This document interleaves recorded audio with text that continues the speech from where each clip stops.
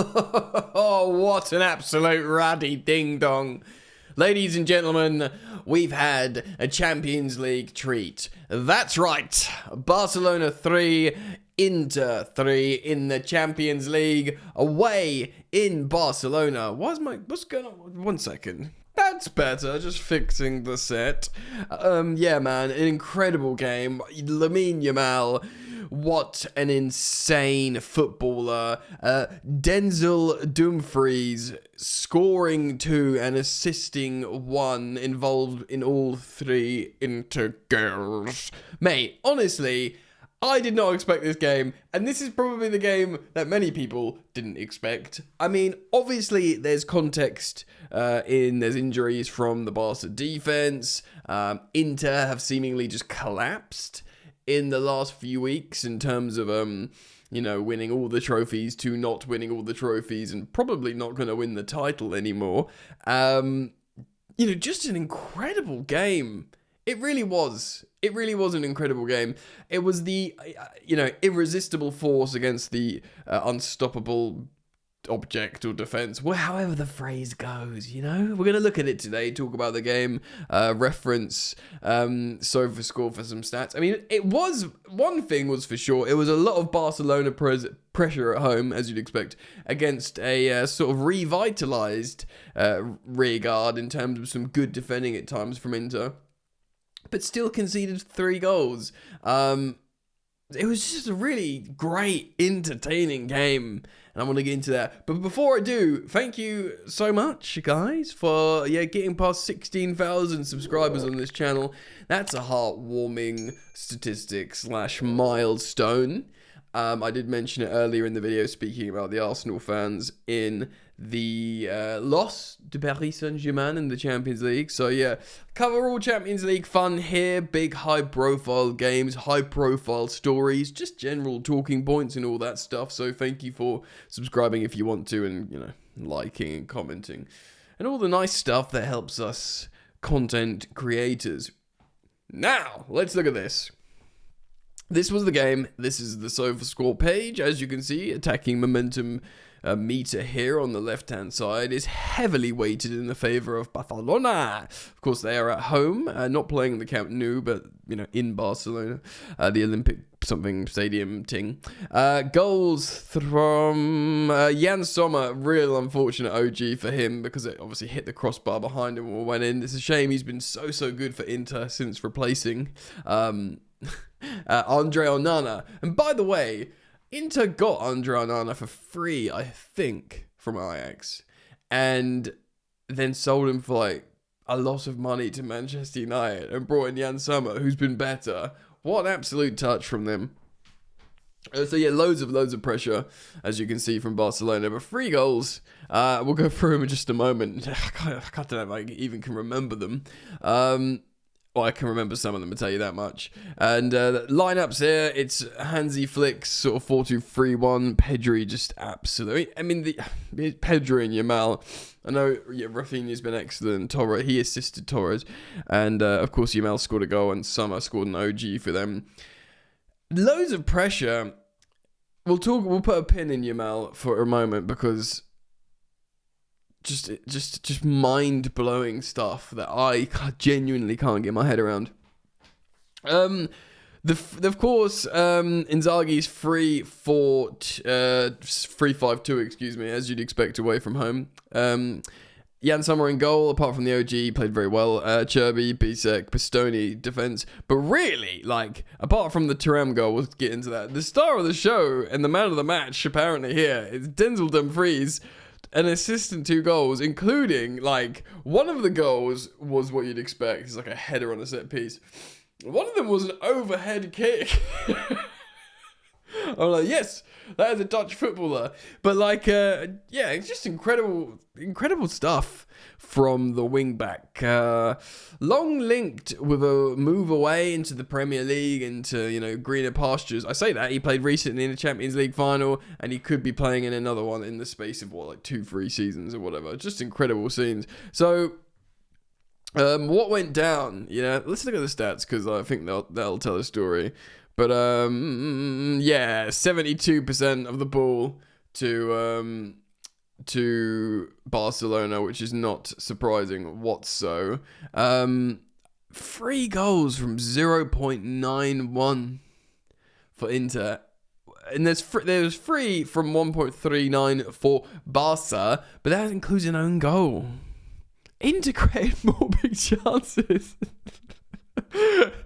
So, frustrating stuff. Should we take a little moonwalk through what happened in this game then?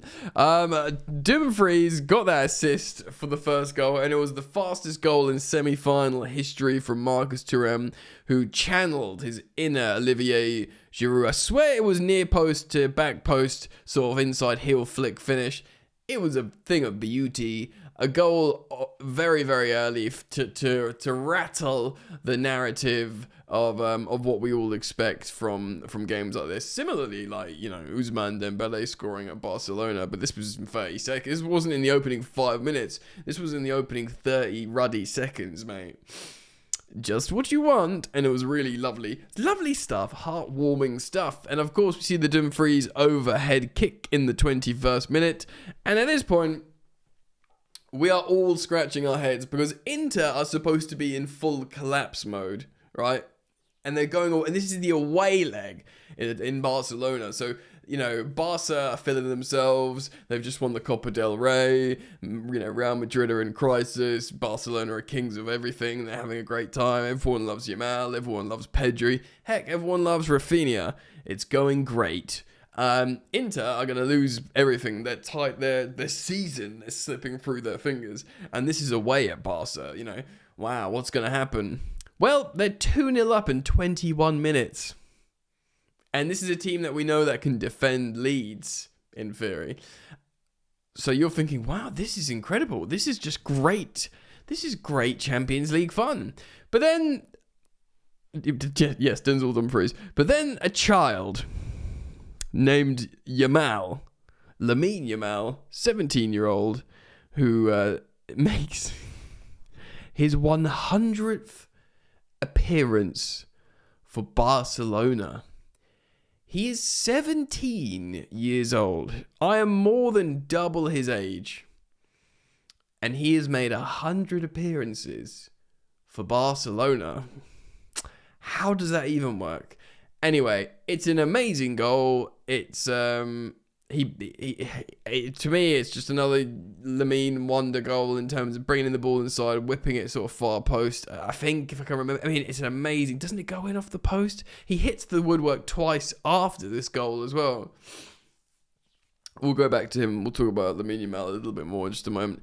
And then, yeah, man, within like 14 minutes from that goal, they score an equaliser. Rafinha, wonderful work to set up Torres for an equaliser in 38th minute. Koundé gets injured, Garcia comes in. And halftime 2-2. And they, now Inter have suddenly gone from dreamland, to on the ropes. Oh no, we're gonna waste this like amazing start we've had, and now Barca are cooking, and there's all the pressure, and they've got this freaking child who just thinks he's in a playground. And yeah, can I just say, Lautaro Martinez gets injured and Taremi comes on. So really unfortunate for Lautaro, who's been amazing for a long time. I think he's one of the underrated strikers. Even though he's really, really rated, I still think he's underrated. For one of who genuinely I do think in Mehdi Taremi is one of the underrated strikers. I was just chatting to my mate about this, that he's such a good conventional 9 Taremi for a long, long time. I was like, why? He's 32 now. But he obviously was great for Porto for ages, both in the Portuguese league, but also in the Champions League. He scored like an amazing overhead kick against Chelsea in the Champions League. And he was just seen as this, like, I thought Chelsea should sign him. I saw him as a kind of Costa Drogba, proper striker, like tough, scores overhead goals, holds up defenders, gets great numbers all the time. And throughout this period between 2017 and even up to 2024, but he's 32 now, so let's just say up till he's 30, 2 years ago, 2023. So say that sort of 6-year period where there was no centre forwards. You either sign like Harry Kane if you can, or it was Lukaku at the time. And it was really like there was no strikers. Like so now there's a lot of strikers out of nowhere. There's Victor Gyökeres, there's Victor Osimhen, there's freaking Liam Delap who's really good. There's Ugo Ekitike. These are all available on the market centre forwards. So there's suddenly like a dearth. There's suddenly loads of strikers available. And when there was none, Mehdi Taremi was knocking about, and I was just, why is no one signing him? So in to have as a rotational striker behind Lautaro and Marcus Thuram. Anyway, I just wanted to say that because I thought that was really interesting. Kind of footballing nerdy stuff. And then, yeah, man, Dumfries scores, I think it's a sort of header onto his shoulder. And Inter go ahead in the 63rd minute. And literally 2 minutes later, Rafinha hits the crossbar and it comes off the back of Jan Sommer's head and it's 3-3. And at 65 minutes, you think this game's going to end 5-5. the way it's going, but it does end 3-3. Andreas Christensen still plays for Barcelona, which blew my mind. Yeah, incredible game, very exciting, and it's just poised, dude. Like this, anything could happen. Like, you look at Arsenal PSG, anything could happen in that. If Arsenal win that game, they could just win basically. But it's in PSG's favour. This, bro, I could not call what happens in this tie now in the second leg away in Milan. You think AC Milan? In the San Siro, because obviously it's just whoever wins the football match wins. But Inter will feel like, yeah, because it took an own goal from Barcelona to actually draw this game. I know they put on loads of pressure and that's kind of churlish, but that's just the reality of things. Dumfries, obviously amazing night. It's an amazing night for Dumfries, but Denzel Dumfries, we all know who he is and his career, and he scores the odd goal and he's a good wing back and it's serviceable. It's an amazing night for him. Pedri, amazing season for him. He's been an amazing player, but he's sort of like, people are recognising how he's just this complete performer this season throughout La Liga and all competitions and, Champions League. He's amazing. But Lamine Yamal, 100 appearances for Barcelona. It feels like, because everyone's constantly talking about him, it feels like he's been around for longer. I feel like Lamine Yamal's been 17 for about 3 seasons now.